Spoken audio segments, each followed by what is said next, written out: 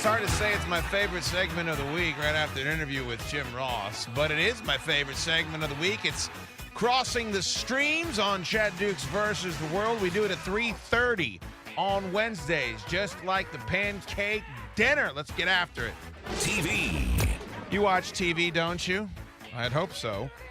Matt Yoder, managing editor for a site that I visit quite frequently, awfulannouncing.com, is on the Mitsubishi Electric Heating Hotline. Hello, Matt. How are you? Hey, Chad. Good to be with you. Thanks for having me today. Yeah, man, my pleasure. Love the work that you guys do over there. Before we get to the TV stuff, you have an article on your website titled "The AP is Examining the Use of the Redskins Nickname," with everything that happened with Ray Rice and Deflategate and Adrian Peterson. You haven't heard anything about this, but what are they examining, and is it a possibility that the AP is no longer going to use the name of the team? Yeah, it's kind of funny, Chad. This is one of those things that was the big controversy du jour in the NFL world last year, but then it got pushed to the back burner. Now the AP is examining whether or not they want to keep using the Redskins nickname for their vaunted style book, which is kind of the big journalistic guide. AP isn't making any decisions. They're basically saying the nickname is under review. But if they do take that step that a lot of prominent sports writers, commentators, local papers have done, and they say, you know what, we don't want to use this nickname anymore, you're not going to see the Redskins in any of their wire reports. So that's going to be a really, really big deal, probably bigger than any individual boycott. So It remains to be seen exactly what direction they go. But I think that'd be a big deal if the AP does go that route. Yeah, no disrespect to the Seattle Post-Intelligencer, but if the AP stops using your name, that takes it in a different direction. The NCAA tournament television ratings through the roof, up 11% from last year. Why do you think that is? How much does it have to do with the fact that the Blue Bloods and the one seeds have survived and we have ourselves a hell of a Final Four with household names involved? But this is a perfect scenario for the NCAA tournament for CBS and Turner Sports. You come out of the gate the first day of the tournament, Thursday, whole bunch of upsets, whole bunch of buzzer beaters. You have your Georgia State coaches falling off stools and riding scooters. Great thing. But when you get to the Sweet 16, the Elite Eight, the Final Four, you want the Kentuckys, the Dukes, the Michigan States of the world in there. They're going to really draw the ratings when the tournament gets down to winning time. Everyone tunes in the first week because of the event of the tournament, the nature of it. But when you get to the second, the third weekend, it's those big programs that are going to draw the big numbers. So that's why it's been such a great year for CBS and Turner, because they've got all of that here in 2015. It's at myoder84 on Twitter to follow Matt. Awfulannouncing.com is his website. Matt, what would a Duke-Kentucky national championship matchup, what type of numbers are we talking about? I think it would have a really great chance of being the highest-rated NCAA tournament final in history.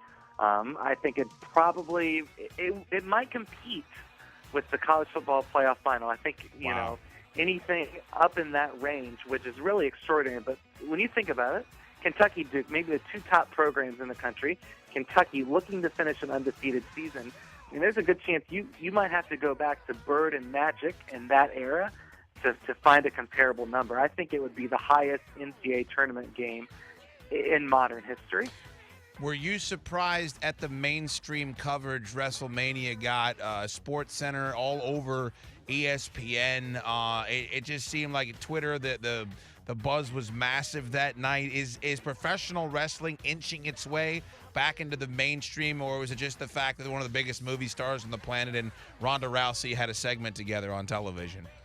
I think it really is inching its way into the mainstream, Chad, because think about it, even below kind of the SportsCenter level, you go to your favorite sports blog, if you go to Deadspin, USA Today, even us at Awful Announcing, you're going to see that a lot of these sites, Fox Sports and what they're doing, signing Jim Ross, they're covering more professional wrestling, and they're putting the GIFs, they're putting the videos up there, the big highlight moments. So that really culminated in WrestleMania. Obviously, it's going to get a lot of attention. But look, when you have the WWE World Heavyweight Champion Brock Lesnar announcing that he's re-signing with a sports entertainment company on SportsCenter, that's something new. When you've got Steve Levy running down highlights from the WrestleMania event and calling a Seth Rollins curb stomp like Bryce Harper home run, that's something we haven't ever seen before.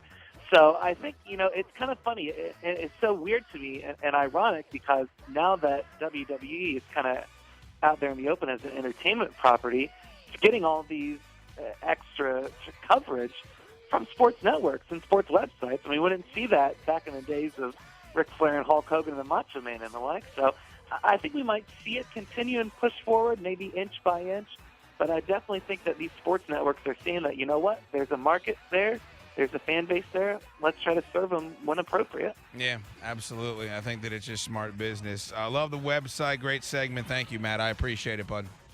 Thanks, Chad. Always a pleasure. Awfulannouncing.com is that website, myoder84. Let's get to the gaming. Video games. Javier's cousin Brett joins me. Brett Molina, online producer for the USA Today technology section. Always a pleasure to have him on Crossing the Streams. Hello, Brett. How are you? Doing great. How about you? Wonderful, sir. Bloodborne, I've been debating, going back and forth for, I guess, 2 weeks now, whether or not this thing is for me. The reviews are through the roof. Is it as frustrating as everybody is claiming that it is? And will it cost me to throw my sticks out the window? Because I can't have that anymore. I'm 36. Yeah, no, if you find yourself easily frustrated by video games, then Bloodborne is not for you. It's a punishing game. It is very difficult. It's not a bad game at all. I think that a lot of people appreciate it because it doesn't really hold your hand. I mean, it forces you to pay attention to your environment, your surroundings. Every enemy in the game is someone that can kill you at any point. So you have to be really cautious. And I think that's what a lot of people like. And, so a lot of players, if you invest the time to learn the mechanics and you learn how the game works and learn how your enemies interact, it does get a little bit better. But even still, I mean, it's brutal, and it's going to be a very frustrating experience. I hope you have extra money for controllers. Yeah. I don't see how you don't break at least one. I just don't know if I can put myself through it. What is the deal with Spotify? They struck a deal with the PSN network? Yeah, they're going to be on PlayStation. PlayStation's kind of rebranded its music service. It's now PlayStation Music, and it works with Spotify. So if you already have a Spotify account, whether it's free or premium, you can use your Spotify account on PS4. One of the cool perks is you can actually listen to music while you're playing games. So if you want your own kind of personal soundtrack, you can include that in the mix. So it's really nice. Spotify's a pretty solid service, and so far the early reviews have been pretty good. Well, that's good news. And everybody has Spotify, so that seems like a no-brainer for a pairing. Halo 5. I read an article today that was titled, "Prepare to Endlessly Hear About Halo 5 Until October." One of the ads has the Master Chief taking a bullet to the dome. What do we know about this game moving forward? Clearly one of the biggest tentpoles Microsoft has.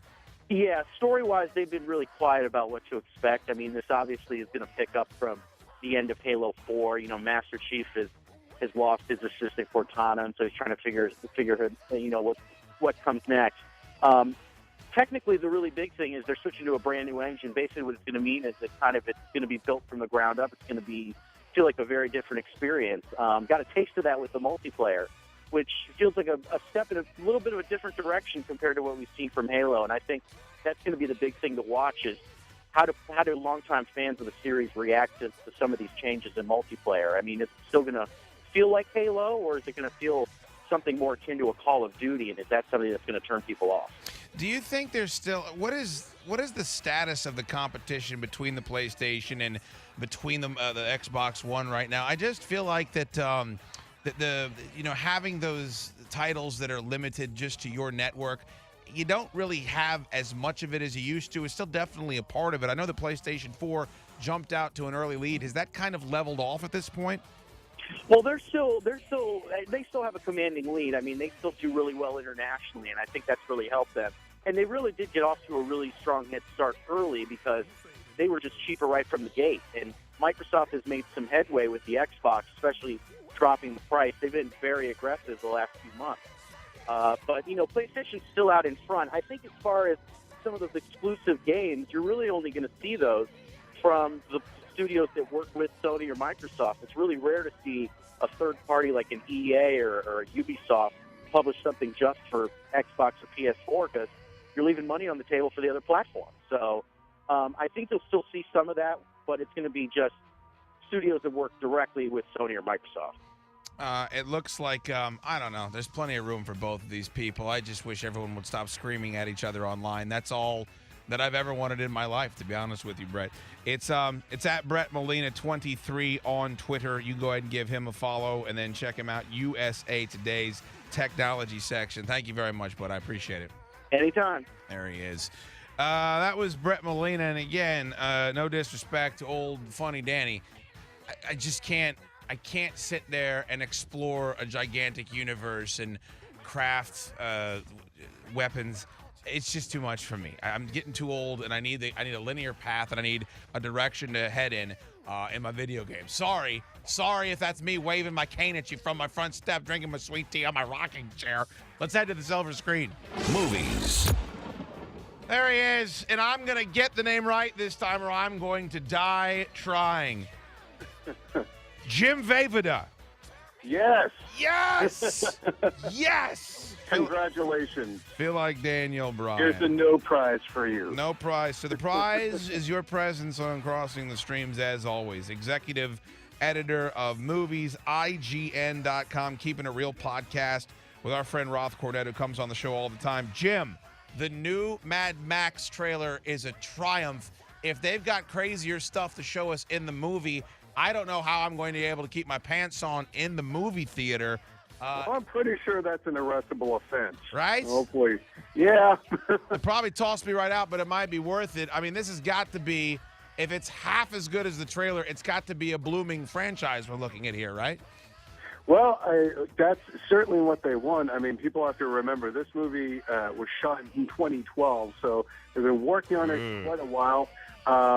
You know, and Tom Hardy is a pretty busy guy. So hopefully, if it does indeed relaunch that franchise, you know, that'd be great. But clearly, George Miller takes a long time making these movies, so I don't know if Warner Brothers, how much they want to bank on that.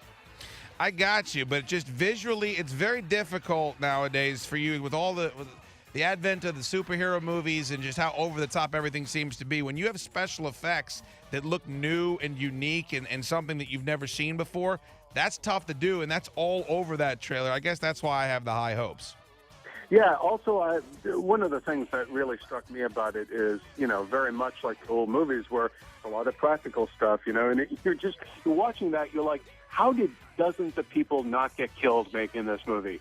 You know, like, this thing should have had a ginormous body count, but it looks fantastic. Yeah, it does. You got a chance to watch Going Clear, which is the Scientology documentary that HBO put out there. I regrettably have it on DVR. I was out of town this week, and I haven't watched it yet. The hype is unbelievable. Did it live up to expectations? Yeah, I mean, look, I live in Los Angeles, so, you know, you hear things about Scientology all the time, and you know, it's around you everywhere out here. So for me, it was just really more seeing the folks who had been part of Scientology come out and tell their stories. So that was, to me, was the most fascinating part, was just seeing people like Paul Haggis and some of the people who have been like the enforcers in there kind of just tell their side of it.